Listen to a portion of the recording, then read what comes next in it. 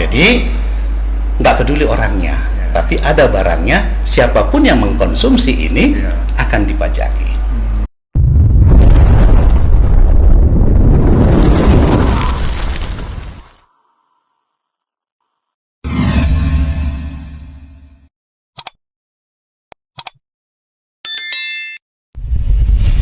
Baik, sahabat Alverna, salam sehat, selamat sore ya sekarang. Selamat sore. Selamat sore. Hari ini kita kedatangan tamu istimewa, seorang praktisi, khususnya di bidang finansial, akuntansi, perpajakan, tentunya dengan background pendidikan yang korelasinya dengan apa yang baru saya sampaikan.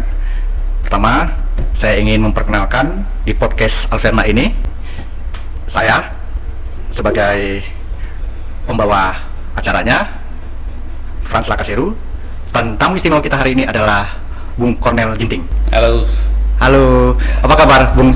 Kabar baik, Pak Franz. Wah, karena saya dipanggil Bapak, ya saya panggil Bapak juga ya. Saya panggil Bapak juga nih, supaya berimbang gitu ya. Beliau ini dulu teman saya sekolah di zaman SMA, jadi sekarang sudah dengan jam terbang dan pengalamannya sebagai praktisi, dan juga ternyata beliau ini adalah dosen di berbagai perguruan tinggi, baik itu dosen perpajakan, dosen akuntansi, dan sekarang hebatnya lagi seperti kata pepatah Cina, selalu mencari ilmu dan belajar. Saat ini beliau juga sedang mengambil kuliah hukum S1 ya Pak ya? Iya. Baik, benar. Jadi masih S1. Masih S1 ya? Masih S1. Sementara yang lainnya sudah grade 2 dia ya? S2. Baik, ini juga sebagai apa motivasinya Pak Cornel? Ambil hukum? Ya. Ya, karena pajak itu kan terkait ya. Jadi akuntansi sudah. Ya, kebetulan dulu sarjananya memang akuntansi. Kemudian sarjana perpajakan juga sudah. Bahkan saya dari D3, backgroundnya D3 perpajakan, lanjut ke S1 perpajakan. Ya, karena perpajakan itu butuh akuntansi, saya ambil juga akuntansinya. Akuntansi sarjananya. Ya, kemudian ya sekarang kita merasakan, wah, ternyata pajak ini kan bagian dari hukum. Banyak sengketa-sengketa sekarang. Jadi kita juga butuh pengetahuan tentang hukum. Jadi untuk pengembangannya saya ambil juga sarjana untuk di bidang hukum. Oh, begitu. Artinya bahwa tidak lepas dari hukum ya, pajak ini ya. Jadi pajak itu harus menguasai ilmu perpajakannya, ilmu akuntansinya, dan ilmu hukumnya. Biar lengkap, paripurna, sempurna. Wah, semua sudah diambil nih ceritanya. Nah, ngomong-ngomong tentang pajak, sahabat Alverna, Bapak Ibu dan kawan-kawan muda, tema kita hari ini adalah tentang pajak. Kalau bahasa seberang sana, binatang apa ini pajak? Gitu. Nah, mungkin bagi kita sering melihat baliho-baliho di jalan itu, orang bijak taat pajak. Mungkin kita juga perlu secara mendasar mencoba mencari tahu dari Pak Cornel sebagai praktisi, sebagai dosen yang juga di bidang perpajakan, bisa menerangkan kepada kami yang ya ada yang awam pastinya tentang apa sih pajak itu? Pajak ya. Kalau dulu itu banyak pengertian-pengertian perpajakan dari berbagai ahli perpajakan. Namun sekarang ini undang-undang juga sudah cukup jelas mendeklar ya pengertian pajak itu apa. Jadi pajak itu adalah merupakan kontribusi wajib. Ya, jadi yang namanya perpajakan itu sebuah kontribusi yang sifatnya wajib kepada negara. Ya, jadi apakah bisa suka-suka? Enggak, karena sifatnya itu wajib. Ya, lalu itu terutang oleh baik itu orang pribadi maupun badan. Jadi bisa saja itu individu-individu ya, kontribusi wajib dari individu-individu kepada negara ya sebagai warga negara. Begitu juga kontribusi badan dalam hal ini bisa perusahaan-perusahaan baik yayasan, perseroan terbuka, ya, CV, firma dan lain-lain. Ya, itu sifatnya bisa memaksa. Jadi kontribusi wajib warga negara, ya, kepada negara baik oleh orang pribadi maupun badan yang bersifat memaksa. Jadi negara ini bisa memaksa warganya apabila Pak Frans ini punya kewajiban pajak, ya, kemudian Pak Frans itu tidak melakukan kewajibannya sebagaimana harusnya, maka negara punya kewenangan memaksa, ya. Jadi tidak bisa tidak, di mana semuanya ini tentunya harus berdasarkan ketentuan undang-undang, kan itu ya. Nah, tidak ada pemungutan pajak seperti Undang-Undang Dasar, kan ya, Undang-Undang Dasar pasal 23A, ya. Jadi semua pungutan harus, nah, melalui dengan undang-undang. Jadi pajak ini pun harus berdasarkan undang-undang. Nah, yang terakhir yang dibutuhkan di sini adalah penggunaan pajaknya demi sebesar-besarnya kemakmuran rakyat. Jadi bisa dibilang pajak itu adalah kontribusi wajib, ya, kepada negara, ya, baik oleh orang pribadi maupun badan yang bersifat memaksa untuk digunakan sebesar-besarnya untuk kemakmuran rakyat. Boleh dikasih contoh nggak? Kira-kira misalnya contohnya simulasinya apa gitu, sehingga kita lebih bisa paham gitu. Nah, simulasinya contoh pajak ya. Ya. Ya, misalkan saya punya contoh penghasilan lah, ya, penghasilan, ya. Nanti kita ada penghasilan ini, lalu ketika saya punya penghasilan, ya, maka ini sebagai salah satu objek, jadi kita wajib membayar. Kalau saya nggak bayar gimana?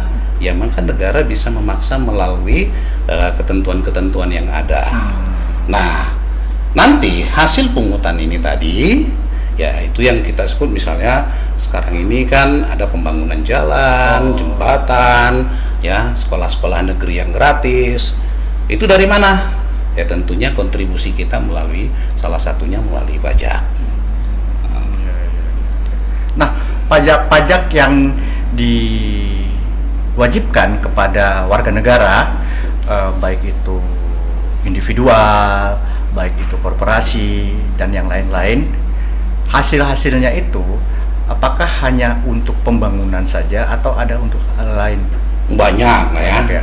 Pembangunan ini kan mungkin kita harus lihat dulu dalam arti sempit atau arti luas. Kalau kita sifatnya pembangunan, baik itu pembangunan fisik maupun pembangunan SDM. Kalau kita bicara pembangunan, kalau pembangunan fisik seperti tadi jembatan, bangun sekolah dan lain-lain.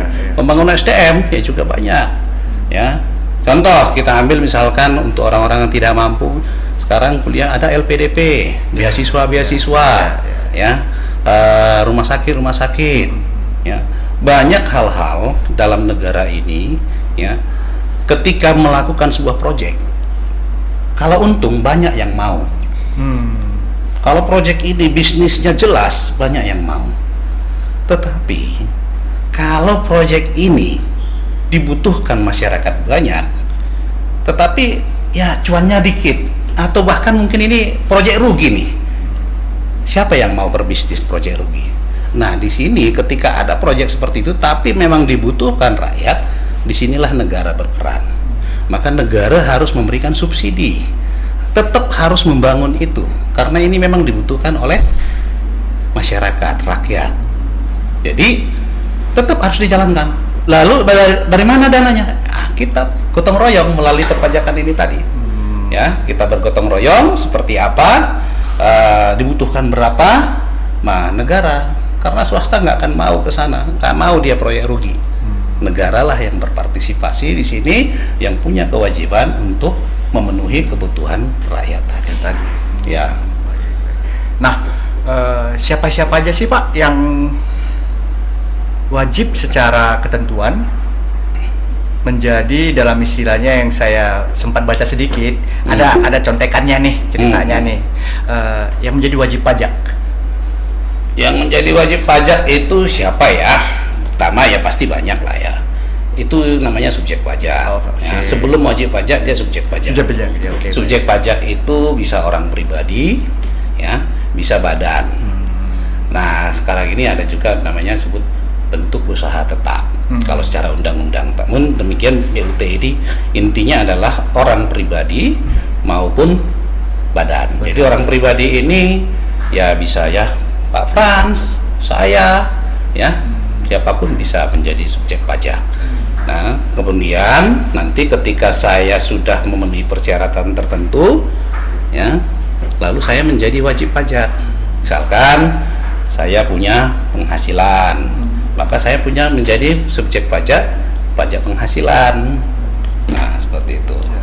Ya. Lalu jenis-jenis pajak apa saja sih secara umum ya? Jenis-jenis pajak apa saja sih yang ditetapkan oleh undang-undang? Jenis pajak itu bisa begini. Jenis pajak itu ada beberapa. Kalau dilihat dari sisi administrasi administrasinya ya, itu bisa ada pajak pusat, ada pajak daerah. Artinya siapa yang melakukan kolektifnya? Pajak pusat misalkan seperti pajak penghasilan, pajak pertambahan nilai, pajak penjualan atas barang mewah, itu yang mengkoleknya adalah pusat. Dalam hal ini Direktorat Jenderal Pajak. Ya, ada juga pajak daerah. Pajak daerah seperti misalkan pajak reklame, pajak tontonan, pajak hiburan. Siapa ya administrasinya di mana? Ya di Pemda-Pemda. Baik Pemda tingkat 1, tingkat 2. Ya, provinsi maupun kabupaten Kota Madia. Nah, itu dilihat dari sisi pemungutannya. Kalau dilihat dari pembebanannya, ada juga pajak itu dibagi pajak subjektif, ya, maupun pajak objektif. Apa bedanya? Kalau pajak subjektif berarti apa? Yang dilihat subjeknya dulu. Ya, siapa subjeknya? Oh, ini Pak Frans. Ya, oh ini Pak Ginting.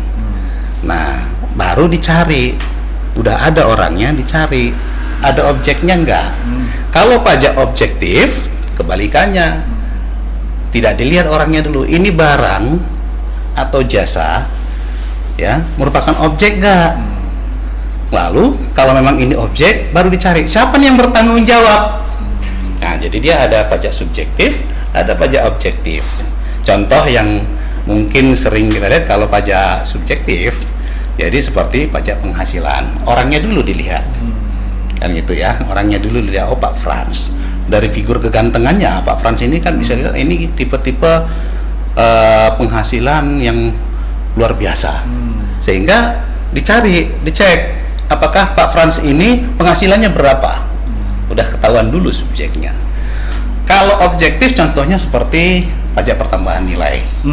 Pajak pertambahan nilai nggak peduli siapapun orangnya. Seperti kita lihat, kita pergi ke mall, baju ditulis di situ. Ya. Nggak peduli siapapun yang beli, pokoknya baju ini siapapun yang beli dia harus bayar nanti pajaknya, PPN-nya. Mau orang mampu, mau orang tidak mampu, yang penting dia beli baju itu, ya, dia harus bayar pajaknya. Sesuai tarif yang sudah ditetapkan. Sesuai tarifnya. Jadi nggak peduli orangnya, tapi ada barangnya, siapapun yang mengkonsumsi ini akan dipajaki. Makanya objeknya dulu. Nah, itulah kalau dia pajak objektif. Tuh. Nah, yang ingin saya tanyakan juga Pak, kan banyak tuh tadi yang Bapak sempat sampaikan, ada pajak pertambahan nilai, ada pajak penghasilan, baik itu orang, personal, atau badan usaha, lalu kemudian dibentuk usaha tetap, seperti itu. Nah, seluruh subjek-subjek pajak ini itu bisa diakses nggak?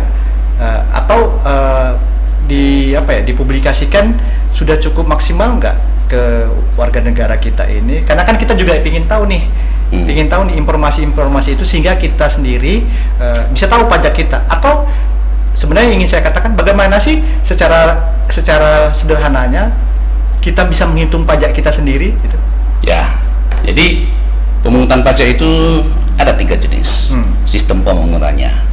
Ya, secara teori bahasanya agak keren nih, self assessment, Waduh, bahasa berat ini.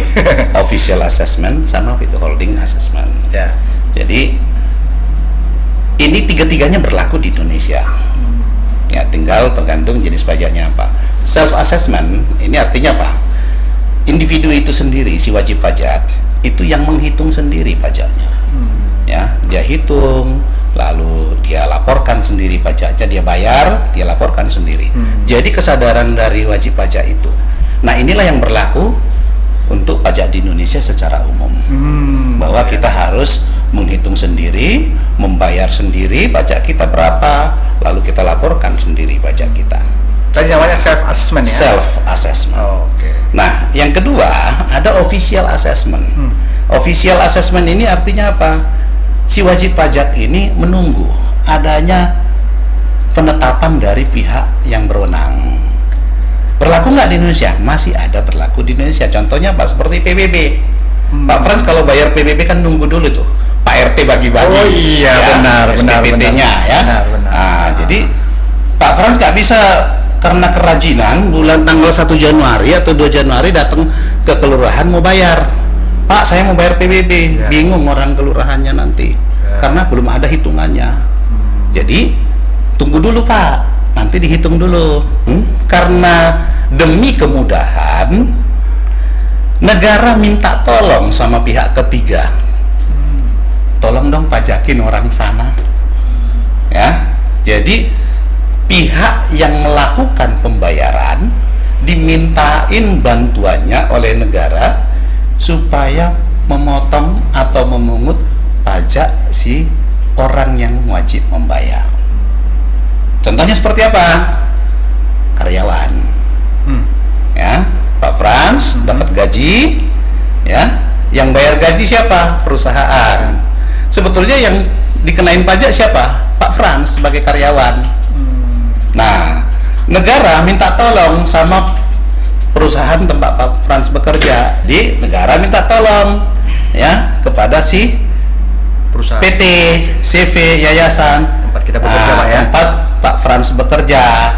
Nanti PT tadi yang memungut ketika membayar pajaknya, maka si bendaharanya tadi menghitung Pak Frans penghasilannya berapa, dihitung pajaknya berapa, jadi dia langsung potong pajaknya.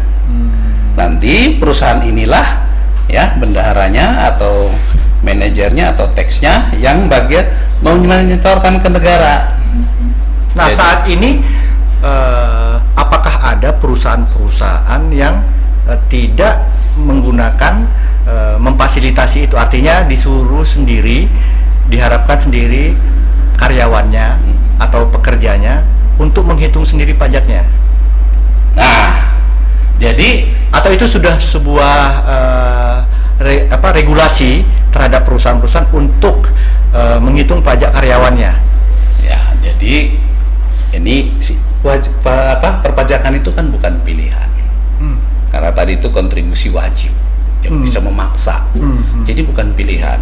Perusahaan itu memang ditugasi oleh negara. Jadi perusahaan itu tidak bisa memilih bahwa perpajakan itu dibayar oleh siapa. Nah, jadi dia nggak bisa memilih. Memang itu sudah kewajibannya. Namun ada hal-hal tertentu, ya, lembaga-lembaga tertentu yang tidak punya kewajiban itu, jadi dikecualikan. Contoh seperti apa? Seperti lembaga-lembaga asing, ya, misalnya ASEAN. Nah, sekretariat ASEAN yang ada di Jakarta. Nah, jadi dia punya pegawai, pegawai yang kebetulan orang Indonesia.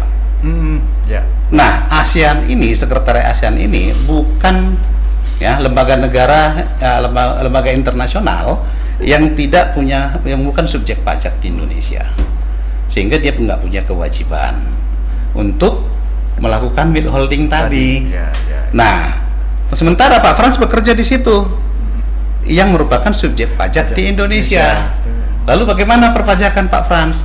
Nah, karena perusahaan tempat Pak Frans tidak memotong, maka Pak Frans melaporkan sendiri secara self assessment. Nah, ini udah pengecualian tertentu lah, ya, seperti organisasi PBB yang ada di Indonesia, tapi ada pegawai-pegawainya yang orang Indonesia yang merupakan subjek pajak Indonesia. Baik Pak Kornel dan saudara Alverna, member Alverna, pemirsa Alverna, kita break sebentar untuk melihat katanya ada iklan. Terima kasih.